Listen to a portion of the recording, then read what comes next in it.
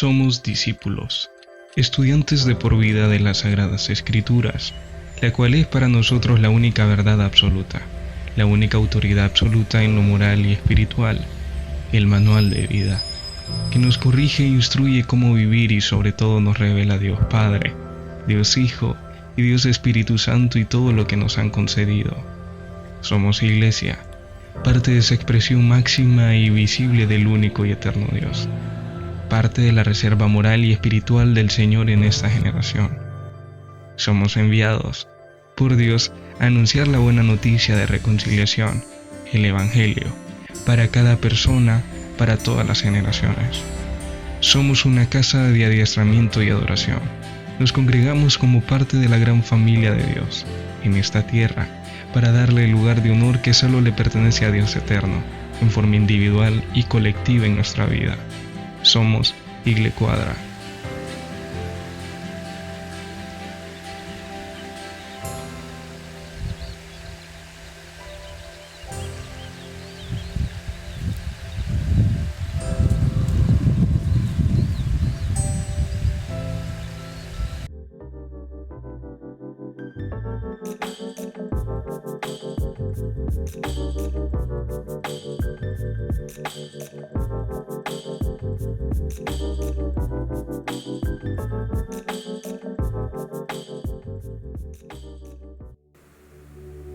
Bendiciones, es un privilegio para mí, una vez más, el poder dirigirme a ti en este momento. Hoy quiero compartir contigo el tema, venid luego y estemos a cuenta. Isaías 1:18 dice en la Escritura, venid luego y estemos a cuenta, dice el Señor. Si vuestros pecados fueren como la grana, como la nieve serán emblanquecidos. Si fueren rojos como el carmesí, vendrán a ser como blanca lana. En otras palabras, es un llamado al arrepentimiento. Isaías 1:2 en adelante dice la palabra, oíd cielos y escucha tú, tierra, porque habla el Señor, crié hijos y los engrandecí y ellos se rebelaron contra mí. El buey conoce a su dueño y el asno el pesebre de su señor. Israel no entiende, mi pueblo no tiene conocimiento. Oh gente pecadora, pueblo cargado de maldad, generación de malignos, hijos depravados. Dejaron al Señor, provocaron a ir al Santo de Israel, se volvieron atrás. ¿Por qué queréis ser castigados aún? ¿Todavía os rebeláis? Toda cabeza está enferma y todo corazón doliente. Cuando dice la Escritura, oíd cielos, está refiriéndose como Moisés, allá en Deuteronomio 32:1, que puso al cielo y a la tierra como testigos. Así Isaías pide al cielo y a la tierra que sean testigos de su denuncia, de la bancarrota espiritual de Judá. Se rebelaron, hablando como un padre desilusionado el Señor. Dios señala el problema y sus consecuencias para el vínculo que se une a su pueblo, Él como padre y el pueblo como sus hijos. El pecado equivale a esencia, es una rebelión. Entonces, pero mire cómo usa aquí el escritor y dice las palabras, el buey y el asno. Está hablando de un buey y de un asno. Nótese que el estilo poético de este libro, que está siendo utilizado por Isaías, en hebreo recibe paralelismo, o sea, ver paralelamente es las palabras que está usando aquí, porque repite los conceptos utilizados en otras palabras y a menudo hace contrastar una idea con otra, hablando de un buey, hablando de un asno, diciéndole al buey que conoce a su señor y diciendo al asno que conoce el pesebre de su señor. Isaías también utiliza numerosas metáforas en su prosa para Israel o para Judá. Cuando dice la palabra, imagínense que está hablando de un buey y de un asno, pero Israel no entendía. Ahora, Les dice también en el versículo 4, gente pecadora. Pecar es errar al blanco. Judá como nación había equivocado completamente el camino al desobedecer el mandato del Señor. Y lo dice el Santo de Israel.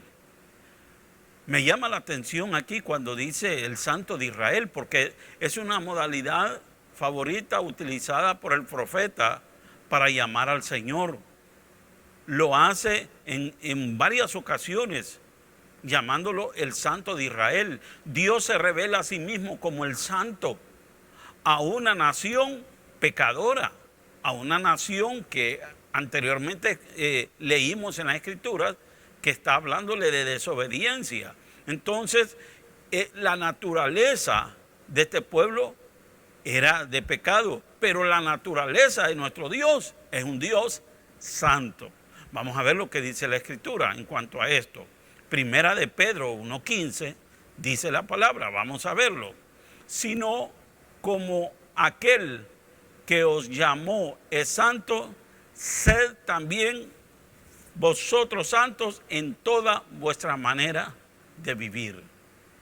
Ahora, interesante, por eso Dios nos llama a la santidad.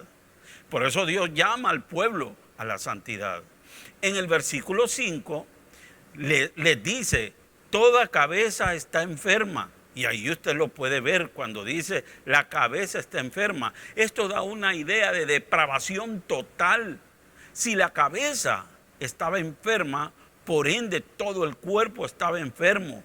La cabeza habla de origen, de inicio, de autoridad, de los principales. Si los principales estaban enfermos, también todo el pueblo estaba enfermo. Pero vamos a Isaías 1:6, vamos a las Escrituras. Desde la planta del pie hasta la cabeza no hay en él cosa sana, sino herida, hinchazón y podrida llaga. No está curada, ni vendadas, ni suavizadas con aceite. Vuestra tierra está destruida, vuestras ciudades puestas a fuego, vuestra tierra delante de vosotros comida por extranjeros y asolada como asolamiento de extraños. Ahora, interesante aquí el cuadro que está poniendo. Si la cabeza estaba enferma, si el pueblo estaba enfermo, en otras palabras, Isaías les estaba diciendo, si ustedes están enfermos, la tierra también está enferma. Ahora, cuando habla la palabra vuestra tierra, hablando de Adamá, como he enseñado en otras ocasiones, la Adamá estaba destruida, estaba completamente destruida. El pecado y la rebelión han traído desastre a su anteriormente tierra fructífera. Era una tierra fructífera, ya que el pecado enferma la tierra también. Escuche esto, por eso el pecado, todo lo que está a tu alrededor, el pecado lo enferma. Mira lo que dice Segunda de Crónicas 7:14, lo vamos a leer juntos. Si se humillare mi pueblo, sobre el cual mi nombre es invocado, y oraren y buscaren mi rostro, y se convirtieren de sus malos caminos, entonces yo iré desde los cielos y perdonaré sus pecados. Un momento, ahí vamos a pararnos. Dice, humillarse, sobre el cual mi nombre, y oraren y buscaren y se convirtieren. Entonces, dice el Señor, yo iré desde los cielos y perdonaré sus pecados, y subraya ahí en su Biblia, en su mente, en su corazón, y sanaré su tierra. ¿Por qué? Porque el pecado enferma la tierra. Entonces, por eso Isaías está hablando de que la tierra que era buena, que era tierra que fluye leche y miel, se había convertido en una tierra enferma. Pero hay soluciones, y a eso, ¿verdad?, nos lleva las Escrituras a buscar esas soluciones y a pedirle al Señor y rendirnos delante de Él. Ahora, en Isaías 1:8 dice, y queda la hija de Sión como enramada en viñas y como cabaña en melonar, como ciudad asolada. si el Señor de los ejércitos no nos hubiese dejado un resto pequeño o llamado remanente, como Sodoma, fuéramos semejantes a Gomorra. ¡Wow! Qué interesante lo que está diciendo aquí la Escritura. Los está comparando con Sodoma y Gomorra. Cuando habla aquí de la hija de Sión, personificando a Jerusalén. Ustedes saben que Sión, Jerusalén, Sión es la ciudad de David, ¿verdad?, que se encuentra en Jerusalén, y sus habitantes. Cuando habla de una enramada en viña se construía para cobijar a la persona que protegía el viñedo contra los ladrones de la fruta. Ahora, la enramada se abandonaba cuando ya no era necesaria. Escuche esto. Entonces, al abandonar Dios a Judá, esta quedaba tan desolada como una enramada inservible. Y ahí lo dice la Escritura, una enramada inservible. Ahora, dice ahí que aún a pesar de eso, aunque no estaba la enramada, dice la Escritura que quedó un remanente pequeño. Un remanente llamado el pueblo fiel en Judá. Y que por esa causa no fue destruido como Sodoma y Gomorra. Porque quiero decirle algo, Sodoma y Gomorra fueron destruidos porque no habían 10. Porque Abraham dijo, Señor, y si hubieran 10, aún por esos 10, no destruiría Sodoma y Gomorra, pero no habían 10. Entonces quiere decir que habían más de 10 ahí en Judá. Y Sodoma y Gomorra fueron dos ciudades que Dios destruyó completamente debido a su gran maldad.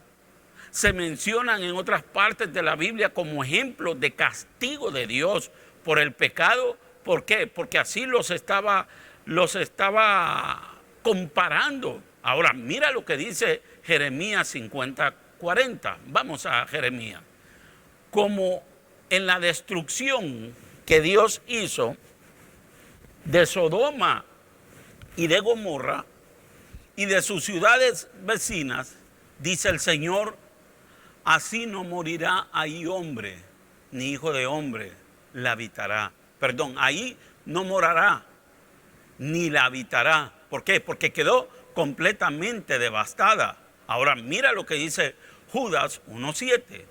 Como Sodoma y Gomorra y las ciudades vecinas, las cuales de la misma manera que aquellos, habiendo fornicado, subraya ahí, e ido en pos de vicios contra naturaleza. ¿No le suena a usted algo ahí que lo que está haciendo la humanidad? Cambiando la naturaleza de los hombres con mujeres, hombre con hombre, mujer con mujer. Eso eran vicios que van contra la naturaleza de Dios.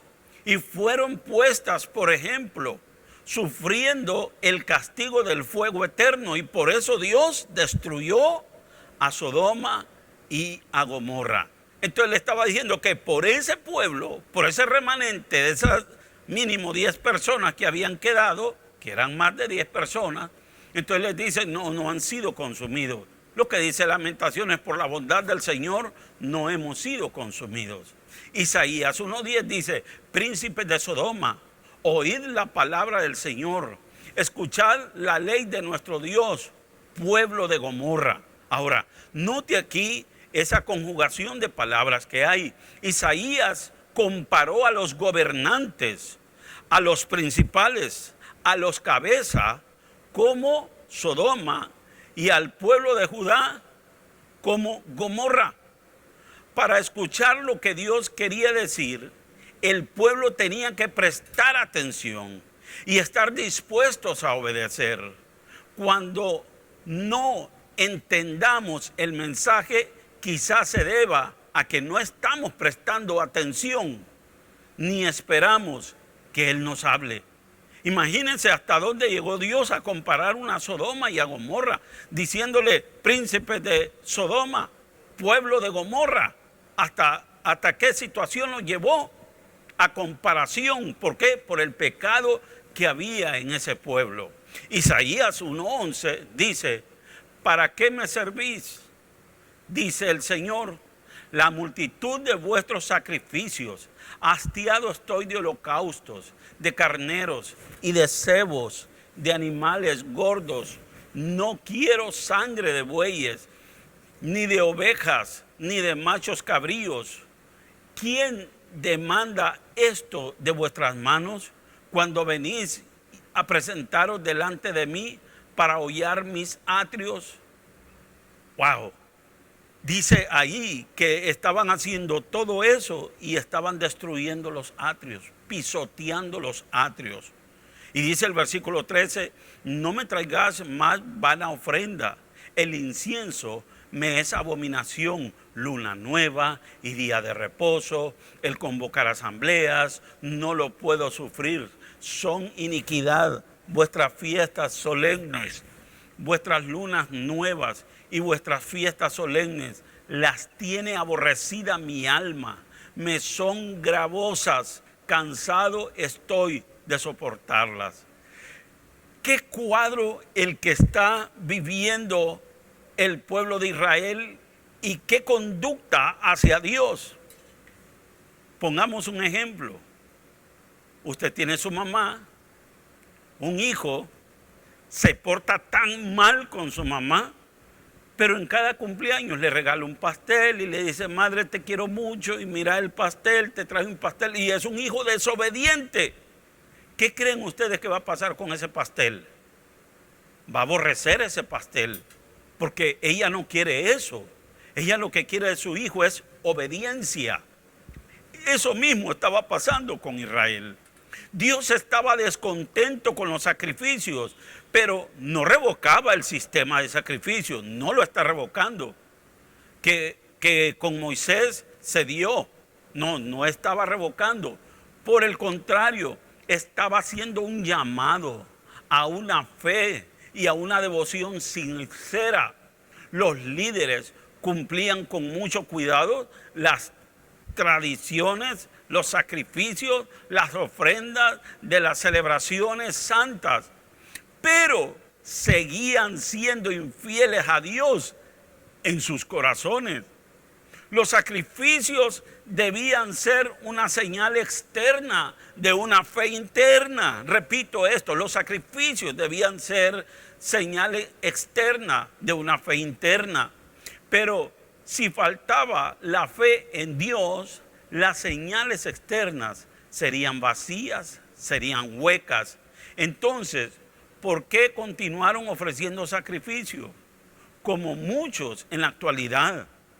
Depositamos más fe en la liturgia que hacemos para Dios que en adoración a Dios y en obedecer a Dios. Por eso le dijo a Saúl, Samuel le dijo, se complace Dios con la grosura de todos esos animales antes que el obedecer a Dios.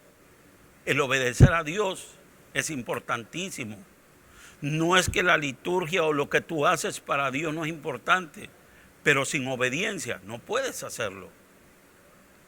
Examinemos nuestras prácticas. ¿Qué hacemos al Señor? ¿Surge nuestra fe en el Dios viviente?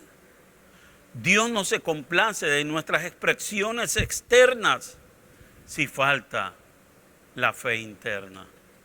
Por eso Oseas 6:6 dice, porque misericordia quiero y no sacrificios, y conocimiento de Dios más que holocaustos. Enfáticamente Dios lo dice así. Versículo 15 de Isaías capítulo 1. Vamos a la Biblia. Cuando extendáis vuestras manos, yo esconderé de vosotros mis ojos. Asimismo, cuando multipliquéis la oración, yo no oiré. Llenas están de sangre vuestras manos, lavaos y limpiaos. Subraye esas dos palabras. quitad la iniquidad de vuestras obras de delante de mis ojos, dejad de hacer lo malo. La palabra lavar viene de un término que significa bañarse completamente, lavarse completamente. O sea, es un limpiar general desde la cabeza hasta los pies. Cuando habla de limpiar, está hablando de ser transparente, de ser limpio, tanto físicamente como moralmente, cosa que estaba fallando el pueblo de Israel. No eran transparentes, no eran limpios delante de Dios, ni físicamente ni moralmente. Dejar de hacer lo malo en hebreo es teshuvah. Teshuvah significa darle la espalda a lo malo que estabas haciendo y volverte a lo bueno. Eso es teshuvah. Ahora, Isaías 1:17, y esto es importante también para que usted lo subraye. Aprended a hacer el bien, buscar el juicio, restituid al agraviado, haced justicia al huérfano, amparad a la viuda. Quiero hablarte de 5 verbos que están aquí y que míralo conmigo. Aprender es buscar, es restituir, es hacer justicia y amparar. Son 5 verbos que los vamos a ver rápidamente, porque eso es lo que Dios quería de parte del pueblo. Dios estaba esperando una buena actitud de parte de un pueblo, así como Dios está esperando de nosotros. Por eso dice, venid luego y estemos a cuenta, que ya vamos a ver esa palabra. Aprender viene de la raíz de aguijonear. Es como cuando usted está aguijoneando, enseñando, siendo la vara un instrumento de enseñanza. Es acostumbrarse, adiestrarse, es aprenderse, es domar su vida, es ensayar, es instruir, ser hábil. ¿Para qué? Para hacer lo bueno. Aprendan a hacer lo bueno. Ese es el primer verbo que le estaba diciendo. Segundo verbo, busquen. ¿Qué podemos decir de busquen? Es pisar con frecuencia, por lo general es seguir. Es un verbo dinámico, es un verbo de una acción, es una persecución o búsqueda. Buscar, preguntar, andar en busca de, consultar, cuidar, demandar, escudriñar, averiguar, indagar. ¿Qué es? Buscar juicio. Y ahí lo dice, busquen el juicio, por favor. No sean de esa forma como los demás, como las demás naciones que no eran justas, no buscaban hacer el bien. La tercer palabra o el tercer verbo que encontramos aquí es restituir. Ahora, ser recto, ser estable, correcto, feliz. De ahí habla de honesto, próspero, bienaventurado, el que endereza, el que gobierna, el que guía, el que llama. Y eso nos está hablando, restituir a quién, al agraviado. ¿Y cuándo se restituye? Cuando se le ha robado o cuando no se ha hecho el bien. Y le dice Dios, restituid. Cuarto verbo, hacer. ¿Qué tenía que hacer? Hacer justicia al huérfano. ¿Por qué? Porque no lo estaban haciendo. Se habían olvidado del huérfano. Tenían dinero, era tierra fértil. Pero ¿qué pasa? Se habían olvidado del huérfano. Y número 5, el verbo amparar. Amparar a la viuda. ¿Por qué?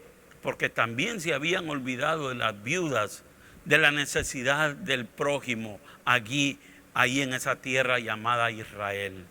Por eso vamos a Isaías 1:18. Mira lo que dice Isaías 1:18. Venid luego, dice el Señor, y estemos a cuenta.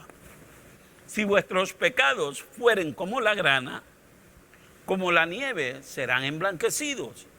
Si fueren rojos como el carmesí, vendrán a ser como blanca lana. Ahora, hablemos de este versículo, porque este es el versículo clave para el arrepentimiento, para buscar de Dios, para arrepentirnos y decir: Señor, he pecado contra el cielo y contra ti, Señor, y contra la tierra. ¿Por qué? Porque está enferma tu tierra. Hay que sanar esa tierra. Primero dice: venid. Eso es acudir, es adelantar, es alcanzar, aumentar, avanzar, buscar, caminar, conducir continuamente. Es correr. Mira lo que dice la Escritura. Cuando dice venid, le está diciendo corre. Como decía una persona, corre como gacela. Le está diciendo que corra. ¿Por qué? Porque es un tiempo justo que Dios está llamando. Venid. La palabra luego no aparece en el hebreo, pero la palabra que aparece es la palabra na. Na significa un llamado de incitación a súplica. Entonces, cuando le dije venid, corre. ¿A qué? A suplicarme, a rogar. No, y esto más. Dios dice: venid luego. ¿Qué estaba diciendo Dios? Te ruego que corras, te ruego que vengas, te estoy suplicando que corras, que te adelantes, que me alcances. Luego le dice: estemos a cuenta. La palabra cuentas es quien tiene la razón. Las cuentas tenemos que arreglarlas con Dios, y Dios es el que tiene la razón. Dios le dice: discutamos. Quiero justificarte, quiero declararte, quiero corregirte, quiero defenderte, quiero destinarte, quiero que convengamos, quiero redarguirte, quiero que vindiques. Toda esa palabra tiene que ver con estar a cuenta. Mira qué interesante. Dios es el que nos dice: venid luego y estemos a cuenta. Qué interesante. Qué Dios de misericordia, qué Dios de amor el que tenemos. Gloria al Señor por ello. La grana o carmesí que habla ahí en la Escritura era un color rojo intenso de una tintura que virtualmente era imposible sacar de la ropa. Tal vez las manos ensangrentadas de los homicidas se visualizaban aquí cuando habla acerca de esto. Asimismo, la mancha del pecado parece ser permanente. Sin embargo, Dios puede quitar la mancha del pecado de nuestra vida, tal como lo prometió en Isaías 1:18. No tenemos que ir por la vida manchados para siempre si tenemos un Salvador, si tenemos un Redentor. La palabra de Dios nos asegura que si estamos dispuestos y somos obedientes a Cristo, nos perdonará y arrancará nuestras manchas, por muy indelebles que parezcan. Ese es el Dios que tú tienes. ¿Por qué no en este momento le dices al Señor: Señor, tú me estás llamando, que venga, que corra delante de ti, que me ponga cuentas? ¿Sabes por qué? Porque estos son días de arrepentimiento, estos son días de búsqueda, estos son días de estar delante de Dios, de poner nuestro yo y decir: Señor, yo y mi casa hemos pecado. ¿Por qué? ¿Quieres sanar tu tierra? ¿Quieres que Dios te limpie? Si tus pecados fueran como la grana, como la nieve, serán emblanquecidos. Si fueran rojos como el carmesí, vendrán a ser como blanca lana. Solo Él puede purificarte. Cierra ahí donde estás tus ojos y haz esta oración. Señor, te doy gracias porque has hablado a mi corazón. Señor, reconozco mis errores. Reconozco que mi tierra, Señor, está enferma. Pero tu palabra dice que si yo me humillo y vengo delante de ti y oro y busco tu rostro, perdonarás mis pecados y sanarás mi tierra. Señor, tu palabra dice: venid luego y estemos a cuenta. quiero ponerme a cuenta contigo en este momento. Gracias, Señor, porque tú me amas, Señor, y que por tu bondad no he sido destruido, porque nunca decayó su bondad. En el nombre de Jesús, amén. Que el Señor te bendiga y te guarde. Que el Señor haga resplandecer su rostro sobre ti. Que el Señor vuelva su rostro de misericordia sobre ti y ponga en ti paz. Y yo pongo el nombre del Señor sobre tu vida y Él te bendecirá. Amén. Dios te ama, pero tus pecados te han separado de Él. Pero eso no importa, pues Jesús murió en la cruz para perdonar tus pecados.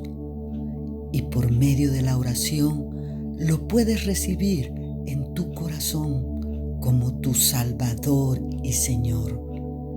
¿Te gustaría hacer esta oración conmigo hoy? Dios, reconozco que soy pecador y que mis pecados me han separado de ti. Gracias por enviar a Jesús a morir por mí en la cruz y perdonarme. Jesús, yo creo en ti y te recibo hoy en mi corazón como mi Salvador y Señor. Gracias por amarme tanto. Amén.